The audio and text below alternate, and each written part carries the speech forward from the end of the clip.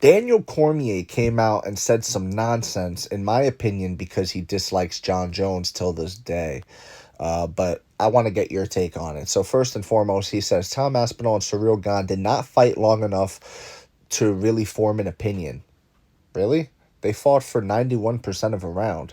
He then goes on to say, I watched Khabib Nurmagomedov lose a round to Justin Gaethje and end up submitting him afterward and overtaking the fight. A lot can change. What? I watched that fight. Like, you're not talking to some little baby new fan that, is sitting around listening to his grandpa talking about the Gaethje Khabib fight. I am that grandpa. I watched the Gaethje Khabib fight. Vividly, I remember it. Khabib did not lose that round. What is DC even talking about? There was not one point in that fight where I was like, you know, in sake of like, oh no, not Khabib. Like, don't, like, no, he's going to lose. Like, I was never once thinking Gaethje was anywhere close to winning that fight. So how could he have won that round? He did not mark up Khabib the way he busted up his nose did Surreal Gone. This is such a disingenuous comparison. And I understand that people like to put their glasses on and look really closely, get the magnifying glass out and the fine tooth comb to try to find a stain on Khabib. And they'll be like, oh, Gleison Tebow. Oh, which I think is fair. Gleison Tebow is pretty fair. But then they'll find things like, Gaethje took a round off him. Did he, though? Did he? Because I'm pretty sure Khabib just ran forward, made Gaethje look completely ineffective.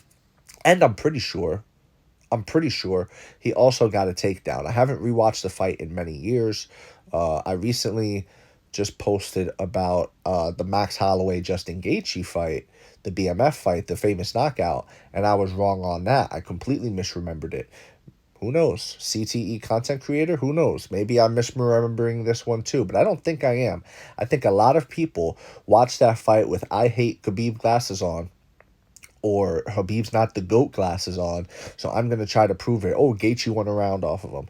I think that's kind of the thing, and I don't like that DC used this to, bring this up, because I completely disagree. And I think this comes from, like, damn, DC, you kind of got to let it go, bro. You got to let it go with Jon already. Like, Jon, you're an afterthought in Jon Jones's story, but in your story, he's still like the big villain. You know what I mean? You haven't pushed him out of your mind because you are on ESPN, you are with the UFC broadcast team, you are so many more things than just DC the fighter.